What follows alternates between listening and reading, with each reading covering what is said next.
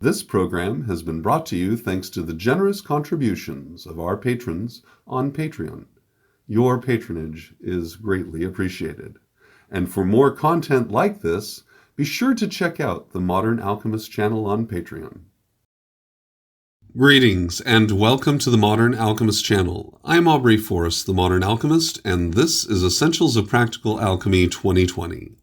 Today on Essentials of Practical Alchemy, our discussion centers on light, sound, and the principle of vibration. Are you ready? I'm ready. Let's begin. Shall we begin?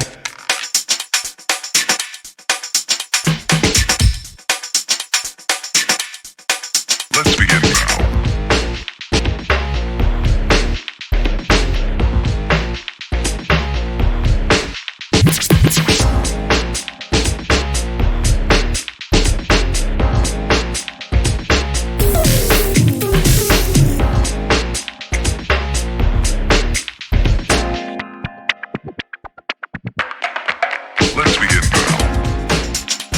To begin our discussion, we should first review the principle of vibration as is taught within the Kybalion, which is a very succinct and adept definition, and it clearly defines for us the scope of our discussion and any future discussions that we might want to engage upon when we discuss the principle of vibration.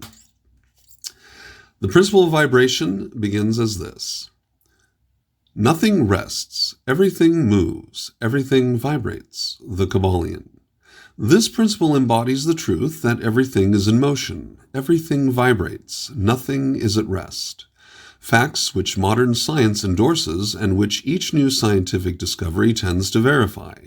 And yet, this Hermetic principle was enunciated thousands of years ago by the masters of ancient Egypt.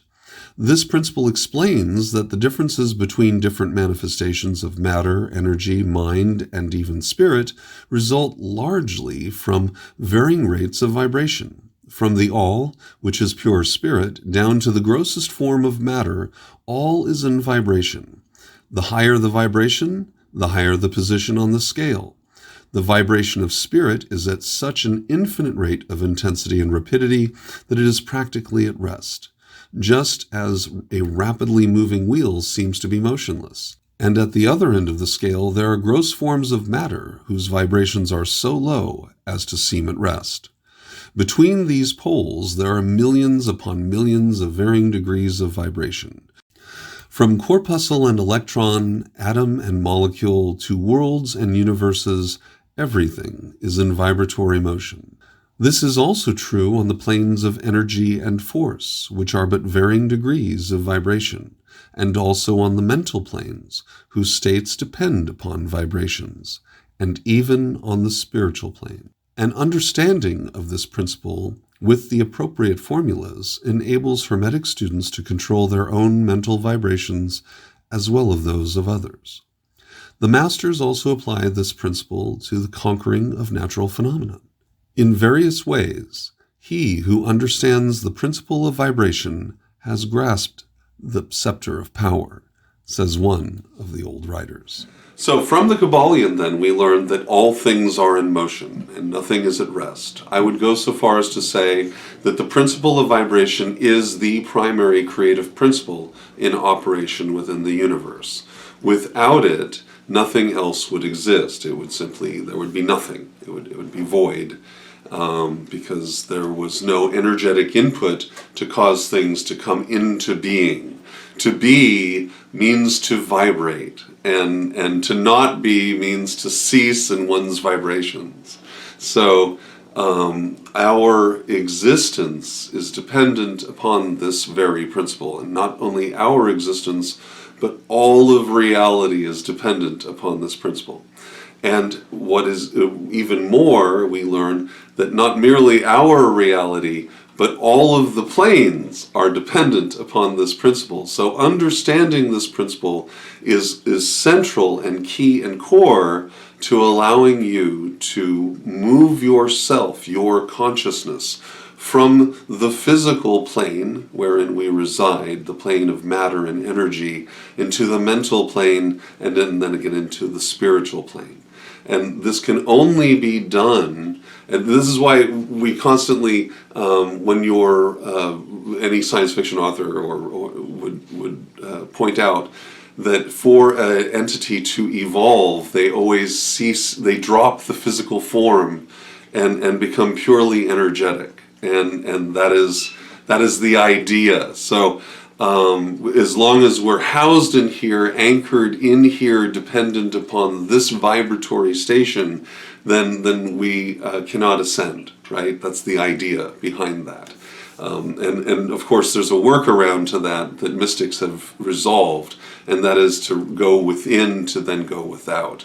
Increase one's vibratory state within, and then that allows a manifestation into other vibratory states outside of yourself, right? That exists both outside and also inside of yourself.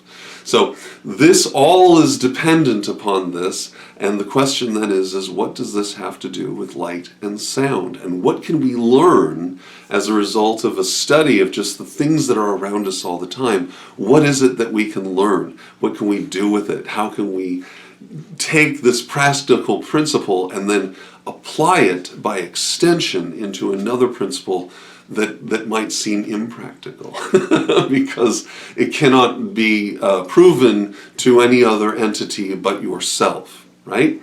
So to begin, let's take a look at what the qualities are of vibratory station within our physical reality of matter and force.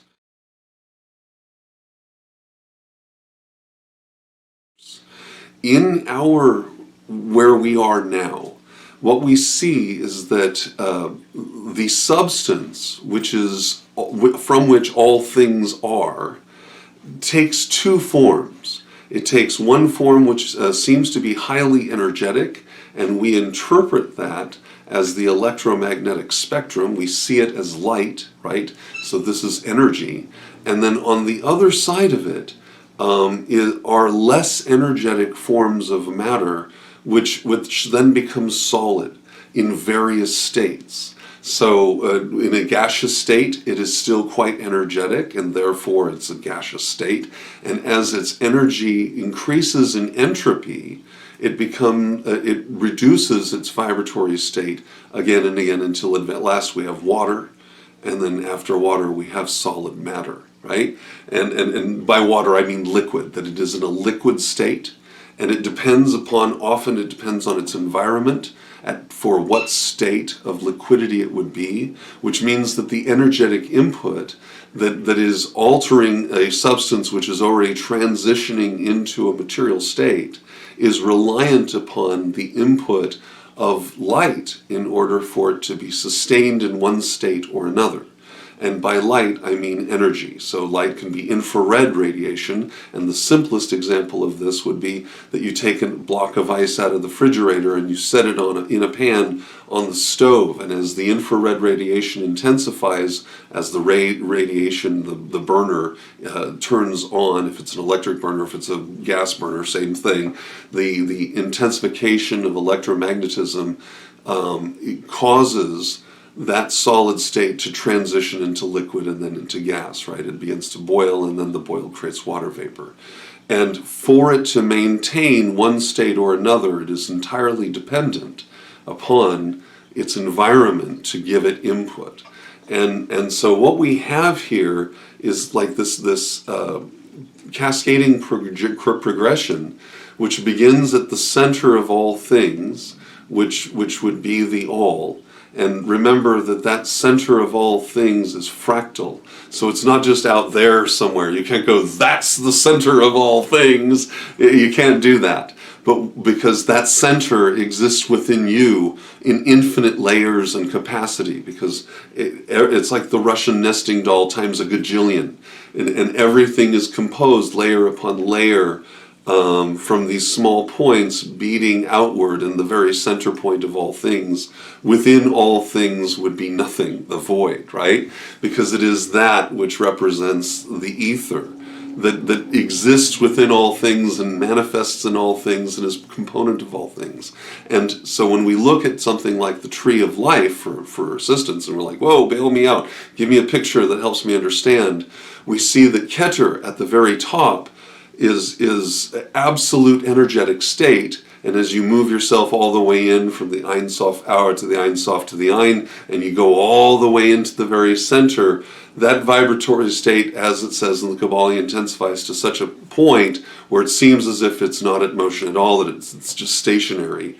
And from there, which is the ultimate potential energy, it then descends down into Chokmah, which then becomes the energetic manifestation that drives itself into Binah, which is the ether, which is why Saturn is seen as the creator god, because from the womb of the ether emerges all of creation. And so you have this microcosmic expression in the first triangle, the first three components, the first three spheres of the tree.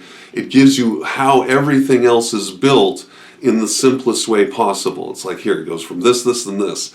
And all of it is happening simultaneously. So manifestation and creation are absolutely simultaneous. The idea that it is thought and being all at one. It's not one comes into the other, it's just all at one, because all of this is happening all at once, because it is all part of the same thing. That process, that primary pyramid, that trio at the top, exists in co-equal simultaneous status, representational of different states or degrees of the same thing in descending form, right? Because the all is everything, which means it includes the ether as well as the energy. And the two, walking hand in hand, form all of creation for all time and in all eternity. It's super exciting when you think about it. It's just absolutely exciting. And so from the top of the tree then, as that vibration manifests down, we get another principle. We know that light itself is what is the force that causes creation to come into being, but light itself is not creative. If anything, light can be considered destructive because it causes the thing in its previous status to be changed. Without question, light or the absence of light is the causative force of all other vibratory emanations or expressions. Meaning that if something comes in with a higher vibratory state, it will alter the state of all things around them. And that includes anything to do with stars and planets, all the way down to people walking into your office for the first time, and their vibratory state suddenly changes everything around them.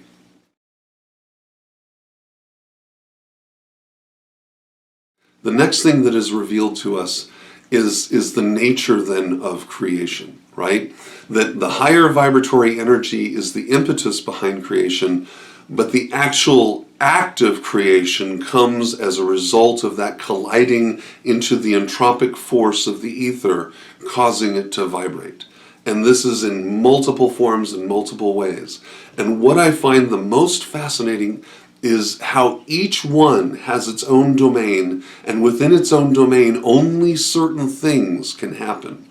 So, as you move into a higher state of energetic expression, you find that sound carries in lower and lower and lower degrees. So in terms of actual physics, if I put my head against a stone and I rap on it with another rock or make a sound, that sound will go faster and it will be clearer than if I'm just lit up here in the air. And so it works exactly like this, that through solid matter, sound travels faster, because it travels more easily, because it relies upon the chain of material components to carry that vibration across its extent. And so the closer those objects are, those points of material are to each other, the easier it is for that energy wave to transmit across it. Conversely, as you then go into a liquid state and then to a gaseous state, you find that as you elevate the state of energetic expression, the ability to transmit sound decreases. It goes slower and is more difficult until at last there is no sound. So the higher the energetic state, the slower the sound travels. The lower the energetic state, the faster the sound travels.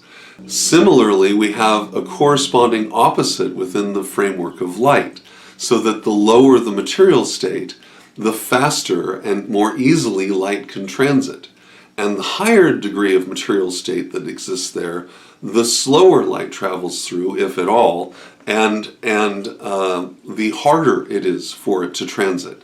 So in an open air environment, the light travels perfectly and there's no distortion. But then as you add vapor to it, like water vapor or fog, then the light becomes more diffuse because it's having to interact with all those other particles until at last, if the light is shown on a solid object, the light can't transit.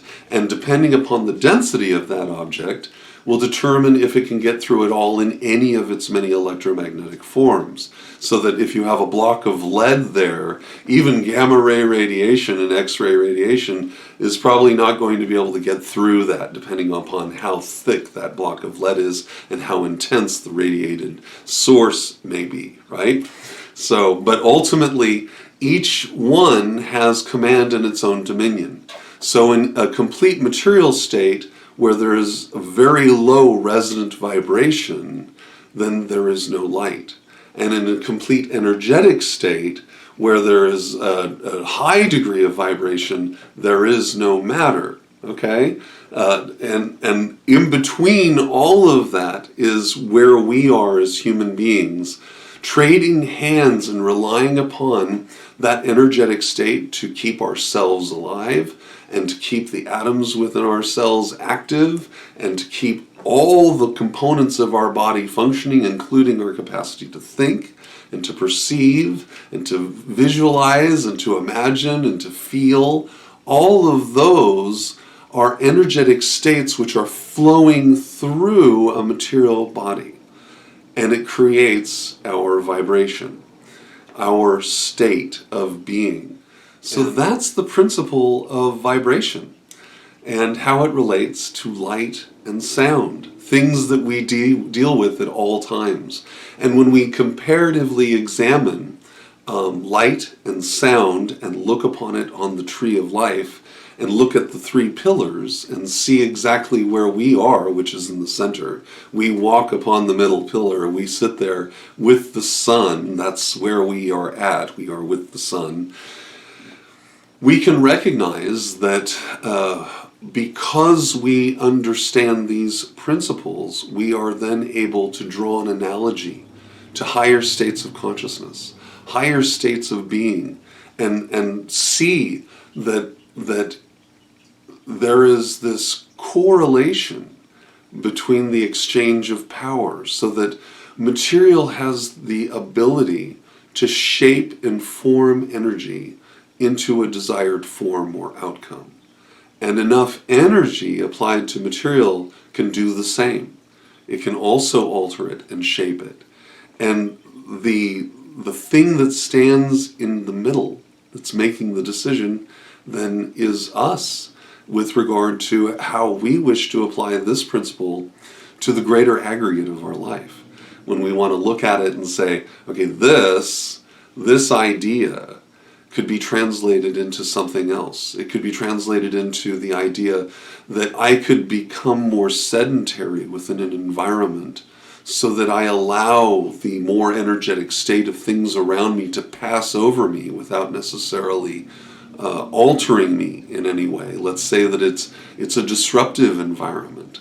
So you decide, instead of meeting an energetic state with an energetic state, you become more sedentary. You allow yourself to be and to simply observe. And by doing that, by lowering your physical vibration, you gain a degree of impermeability to the energetic input that's driving at you, that disruptive influence, until you have that intercalm.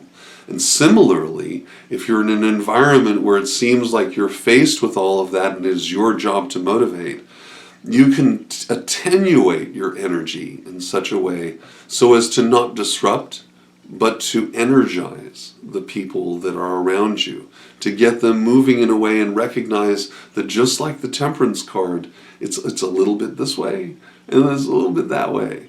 And one expression is energetic, and the other expression is material. And that you're applying one to the other, and you realize that both are simply expressions of the same thing, but in various states of activity.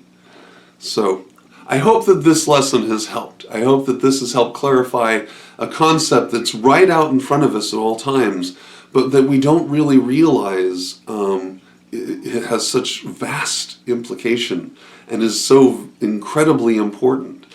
Understanding the principle of vibration, exploring it, playing with it, observing it within yourself and within your life and within your environment, now is a great time, because we are coming, we're in the middle of winter and we're moving ourselves into spring. And because more light is hitting the northern hemisphere, it is intensifying its vibratory expression and bringing everything that has potential that's just been resting there under the snow, under the cold. It's bringing it to life. It's causing it to become vital. It's one of the more exciting times of year for me. I really love it. Between this and autumn, I just love everything. But really, springtime is an amazing and vitalizing time, because it's a great time to meditate upon that emergence from a lower vibratory state to a higher vibratory state, and to witness for yourself, this is what this can look like inside of me. Yeah. Because those fertile fields exist within you as well. And all that is required is for you to recognize the right form of vibratory state that will elicit that awakening. So get out there and enjoy your time with springtime if you live in the northern hemisphere. And if you live in the southern hemisphere, you get to explore the deceleration of an energetic input into your environment as we begin to move past towards the equinox. And you get to see for yourself how that energetic expression, as it's in reduction, gives sway then to the burden of materia, meaning that the material world will eventually just be it. It will drop itself into zero vibratory status. You have only to go and look at any other planet like the moon, look at the moon or any of the satellites around the other planets that, are frozen solid, and they are that way because there is insufficient energy to propagate life. There's insufficient dynamism to get things in motion, to cause that wheel to turn. We live in an environment where the wheel is constantly turning, and it gives us an opportunity to participate real time with the universe all the time, within ourselves, outside ourselves. It's exciting. So that's Essentials of Practical Alchemy 2020 for today. Thank you for joining me. I hope that you gained some insight from this lesson, and I'll be talking to you really soon.